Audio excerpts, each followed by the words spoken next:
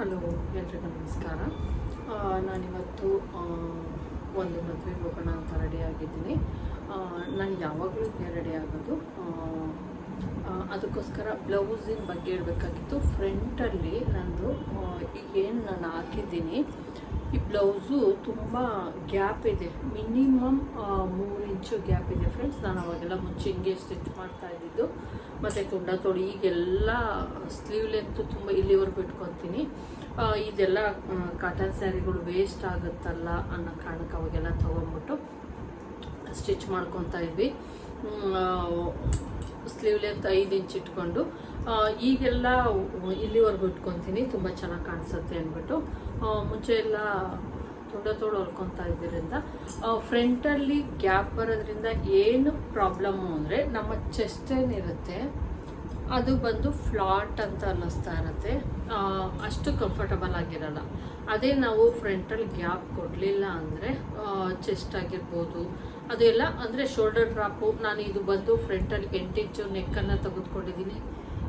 ಕೆಲವರು ವೇರ್ ಮಾಡಿರ್ತಾರೆ ನೋಡಿರ್ಬೋದು, ಹಿಂಗೆ ಬಂದಿರುತ್ತೆ. ದಯವಿಟ್ಟು ಆ ಥರ ಎಲ್ಲ ಇಟ್ಕೊಬೇಡಿ. ನಂದು ಆಲ್ಮೋಸ್ಟ್ ಇಲ್ಲಿದೆ ಫ್ರೆಂಡ್ಸ್, ಇಲ್ಲಿದೆ ನೋಡಿ. ಹಿಂಗೆ ಬಂದು ಇಲ್ಲಿ ತೊಗೊಂಡಿದ್ದೀನಿ ನೋಡಿ, ಇವು ಥರ ಬಂದಿದೆಯಲ್ಲ, ಈ ಥರ ತೊಗೊಂಡಿದ್ದೀನಿ. ಒಂಥರ ಎಲ್ಲೂ ಕೂಡ ನನಗೆ ಟೈಟ್ ಅನಿಸ್ತಾ ಐತೆ ಬ್ಲೌಸು.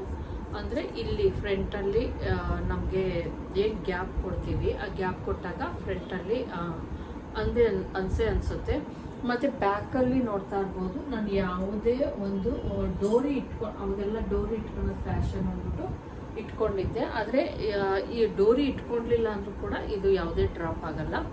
ನೋಡ್ತಾ ಇರ್ಬೋದು ಎಷ್ಟು ಟೈಟಾಗಿ ಕುಂತೈತೆ ಅಂದ್ಬಿಟ್ಟು ನೋಡಿ, ಟೈಟಾಗೈತೆ, ಎಲ್ಲೂ ಕೂಡ ಡ್ರಾಪ್ ಆ ಥರ ಆಗಲ್ಲ.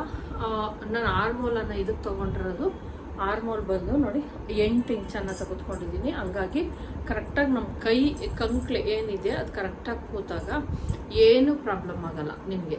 ನಮಗೆ ಪ್ರಾಬ್ಲಮ್ ಯಾವಾಗುತ್ತೆ ಅಂದರೆ, ಮತ್ತು ಇಲ್ಲಿ ರಿಂಕಲ್ಸ್ ಬರೋದಾಗಿರ್ಬೋದು. ಜಾಸ್ತಿ ರಿಂಕಲ್ಸ್ ಯಾವಾಗ ಬರುತ್ತೆ ಅಂದರೆ, ಇಷ್ಟು ರಿಂಕಲ್ಸ್ ಬಂದೇ ಬರುತ್ತೆ ಫ್ರೆಂಡ್ಸ್. ಇಷ್ಟು ರಿಂಕಲ್ಸು ಬರ್ದಂಗೆ ಸ್ಟಿಚ್ ಮಾಡೋಕ್ಕಾಗಲ್ಲ, ಕೈ ಹಿಂಗೆ ಅಂದಾಗ ಬಂದೇ ಬರುತ್ತೆ.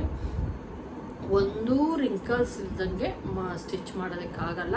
ಒಂದಾದರೂ ಬಂದೇ ಬರುತ್ತೆ. ಹೇಳಬೇಕು ಅಂದರೆ ಇನ್ನೂ ಒಂದು ರಿಂಕಲ್ಸ್ ಬರ್ದಂಗೆ ಹೊಲಿತಾರನೋ ನಮ್ಗೆ ಗೊತ್ತಿಲ್ಲ. ಆದರೆ ನಾನು ಹೊಲಿಯೋದ್ರಲ್ಲಿ ಕೆಲವೊಂದು ಬ್ಲೌಸಲ್ಲಿ ಒಂದು ರಿಂಕಲ್ಸ್ ಬಂದಿರಲ್ಲ, ಕೆಲವೊಂದು ಬ್ಲೌಸಲ್ಲಿ ಒಂದು ಮಾತ್ರನೇ ನೋಡಿ, ಇಲ್ಲಿ ಒಂದು ಮಾತ್ರ ಬಂದಿದೆ. ಇದು ಗೊತ್ತಿಲ್ಲ, ಬ್ಲೌಸ್ ಲೆಂತ್ ಜಾಸ್ತಿ ಇಟ್ಕೊಳಕ್ಕೆ ಬರುತ್ತಾ ಅದು ಗೊತ್ತಿಲ್ಲ.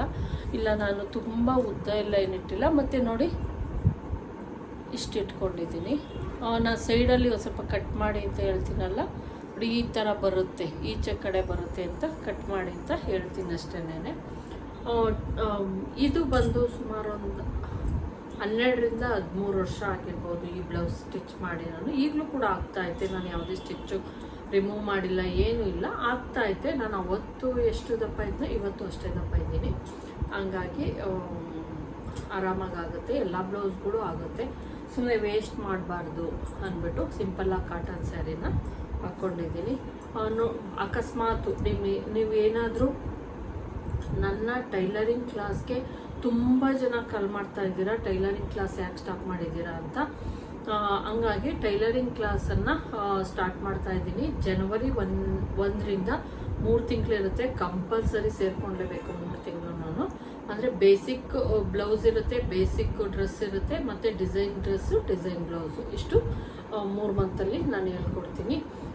ನಿಮಗೆ ಬೇಕು ಅಂದರೆ ಸೇರ್ಕೊಬೋದು. ಫೀಸ್ ಬಂದು ಮಂತ್ಲಿ 500 ರೂಪಾಯಿ ಇರುತ್ತೆ. ನೀವು 24-25ನೇ ತಾರೀಕು ಆದಮೇಲೆ ನನ್ನ ವಾಟ್ಸಪ್ ನಂಬರ್ಗೆ ನೀವು ಮೆಸೇಜ್ ಮಾಡಿ, ನಾನು ಖಂಡಿತ ಹೇಳ್ತೀನಿ. 1ನೇ ತಾರೀಕಿಂದ ಕ್ಲಾಸ್ ಸ್ಟಾರ್ಟ್ ಆಗುತ್ತೆ ಫ್ರೆಂಡ್ಸ್. ಬೇಸಿಕ್ ಕ್ಲಾಸು ಕಲಿಬೋದು ನೀವು.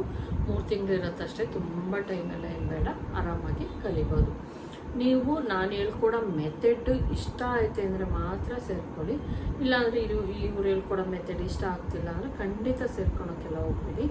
ಯಾಕಂದರೆ ಕಂಪೇರ್ ಮಾಡೋದು ಅದೆಲ್ಲ ಬೇಡ. ಅವು ಬೇರೆಯವ್ರು ಹೇಳ್ಕೊಡೋ ಮೆಥಡ್ಡು ಬೇರೆ ಥರ ಇರುತ್ತೆ, ನಾನು ಹೇಳ್ಕೊಡೋ ಥರ ಮೆಥಡ್ಡು ಬೇರೆ ಇರುತ್ತೆ. ಆದರೆ ಸ್ಟಿಚಿಂಗ್ ಎಲ್ಲರೂ ಲಾಸ್ಟಿಗೆ ಮಾಡೋದು ಒಂದೇ ಥರ. ಅದನ್ನು ಮೈಂಡಲ್ಲಿ ಇಟ್ಕೊಂಡ್ರೆ ಸಾಕಾಗತ್ತೆ. Thank you friends. ನಾನು ತೋರಿಸ್ಬೇಕಾಗಿತ್ತು, ಯಾವತ್ತೂ ಕೂಡ ನಾನು ಫಂಕ್ಷನ್ಗಳಿಗೆ ರೆಡಿ ಆದಾಗ ಸೀರೆಗಳು ಹಾಕೊಂಡಾಗ ತೋರಿಸಿರಲಿಲ್ಲ. ಅದಕ್ಕೋಸ್ಕರ ಇದನ್ನು ನಾನು ಈ ಬ್ಲೌಸ್ ಹಾಕಿರೋದನ್ನು ನಾನು ತೋರಿಸಿರಲಿಲ್ಲ, ಹಂಗಾಗಿ ನಾನು ಹಾಕ್ಕೊಂಡು ತೋರಿಸಿದ್ದೀನಿ ಫ್ರೆಂಡ್ಸ್. Thank you. ಮತ್ತೆ ಸಿಗ್ತೀನಿ ನಾಳೆ ಇನ್ನೊಂದು ವಿಡಿಯೋದಲ್ಲಿ, ಸ್ಟಿಚಿಂಗ್ ವಿಡಿಯೋದಲ್ಲಿ. Thank you.